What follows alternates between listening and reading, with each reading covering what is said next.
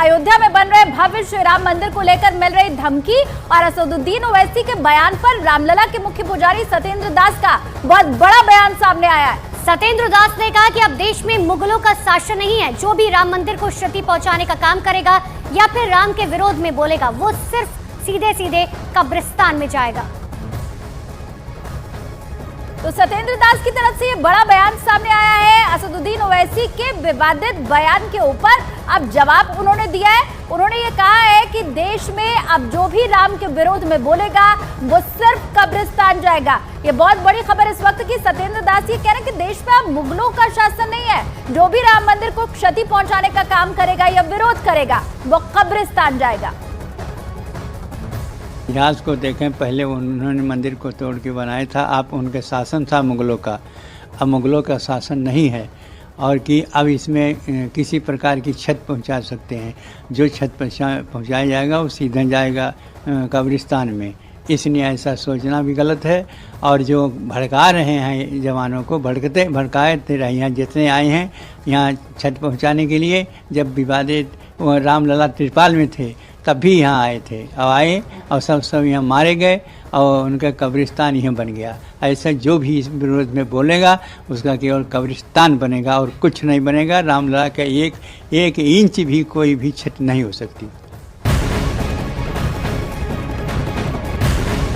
और अब आपको वो बयान सुनाते हैं जिस पर इतना विवाद हो रहा है। असदुद्दीन ओवैसी ने ये बयान दिया है। उन्होंने हैदराबाद में मुसलमानों को संबोधित करते हुए ये कह दिया कि मस्जिदों की हिफाजत करने की जरूरत है। उन्होंने राम मंदिर का जिक्र नहीं किया, लेकिन उन्होंने ये जरूर कहा कि देखो हमारी मस्जिद खोदी तो वहाँ आज क्या हो रहा है। सुनिए कि असदुद्दीन ओवैसी की ओर से क्या कुछ कहा गया है पूरे मामले पर। हमारी मस्जिद हमने खोदी और वहां पर क्या किया जा रहा है आप देख रहे हैं। नौजवानों, क्या तुम्हारे दिलों में, हमारे दिलों में तकलीफ नहीं होती कि जिस जगह पर हमने 500 साल हय्या अल सलाह और हय्या अल फलाह की सदाएं दी, जहां पर हमने बैठकर कुरान करीम का जिक्र किया, जहां पर हमने बैठकर सलात और सलाम के नजराने पेश किए, आज वो जगह हमारे हाथ में नहीं है। और वहीं एआईएमआईएम चीफ असदुद्दीन ओवैसी के बयान को लेकर कांग्रेस और शिवसेना उद्धव गुट अब दोनों ने एक दूसरे पर हमला बोला है। कांग्रेस के नेता उदित राज ने ओवैसी को बीजेपी की बी टीम बता दिया और ये कहा कि ऐसे लोगों को सीरियस नहीं लेना चाहिए। दूसरी तरफ संजय राउत ने भी ये कहा कि राजनीति के लिए मुस्लिमों के अंदर डर पैदा करने की कोशिश की जा रही है। अंदरूनी तो बीजेपी से हाथ मिला रखा है और ऊपरी तौर पर कम्युनिटी को कुछ से कुछ कह रहे हो आप, तो इन लोगों को सीरियसली नहीं लिया जाना चाहिए। वैसी का काम है बीजेपी को स्थापित करना और अंदरूनी हाथ मिलाना और जहाँ भी सेकुलर पार्टियां हैं उसको जाके नुकसान करना। मुझे नहीं लगता ऐसा कुछ होगा।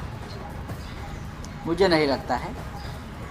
ये जो उनके मन में जो डर है, लोगों के मन में जो डर पैदा हो रहा है या किया जा रहा है, वो एक राजनीति है। ज़रूर अयोध्या में राम मंदिर बना है, लेकिन उसका मतलब ये नहीं कि और किसी धार्मिक स्थान के ऊपर कोई जाकर कब्जा।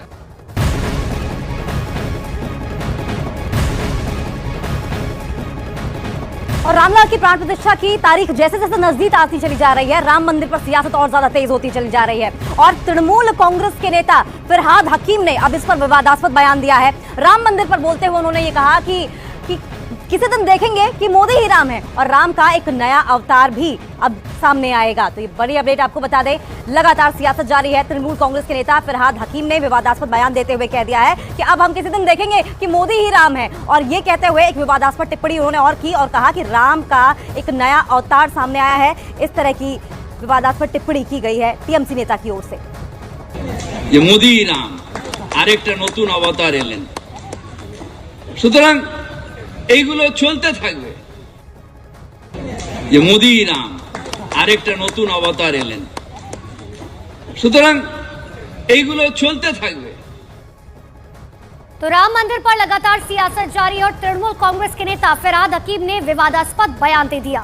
राम मंदिर पर बोलते हुए उन्होंने ये कहा कि किसी दिन देखेंगे कि मोदी ही राम है और राम ही बीजेपी है। बयान हमने आपको अभी सुनाया भी, और इस बीजेपी ने अब इसी के ऊपर हमला बोला है। बीजेपी नेता एक तरफ ये दावा कर रहे हैं कि जिसकी सरकार में मंदिर का निर्माण हो रहा है वो श्रेय तो लेंगे ही।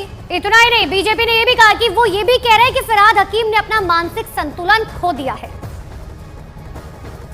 आज इनिशिएटिव तो लिए है भाजपा की सरकार, आज इनिशिएटिव लिए है माननीय प्रधानमंत्री जी। आज इतना सालों में इतना सरकार तो आए थे, आप लोग क्यों नहीं किए हैं?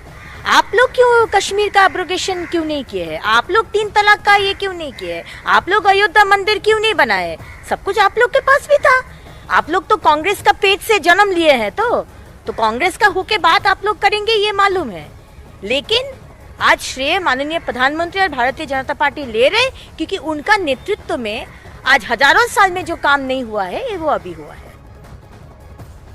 या तो उसका मानसिक संतुलन खो गया है, नहीं तो उनके बाकी साथी जहां है अर्थात जेल में वो भी कतार में है, तो वो जाने का डर से ऐसा बोल रहे हैं। वैसे आप लोगों को पता है कि इसका पाकिस्तान के ऊपर प्यार कितना है। कलकत्ता में मिनी पाकिस्तान बनाना इनका सपना है, और ये जानते हैं मोदी जी जब तक भारत के प्रधानमंत्री रहेंगे, अमित शाह जी जब तक इस देश का गृह मंत्री रहेंगे, ये सपना कभी सच नहीं होगा।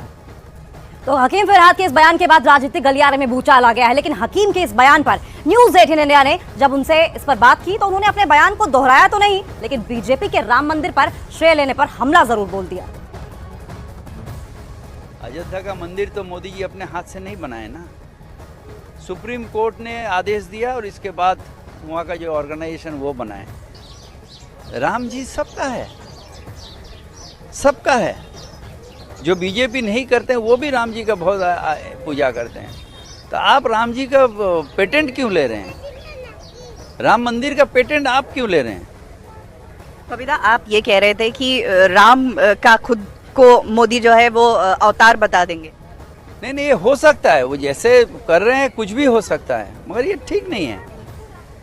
हम सब धर्म पे आस्था रखते हैं भारतवासी। पार्टी को अगर न्योता आता है, क्या जाना चाहेंगे? हम मालूम नहीं हमको ये बात, हम तो पार्टी के इस विषय में निर्णय नहीं हुआ और हम इसका ये पोजीशन में नहीं है।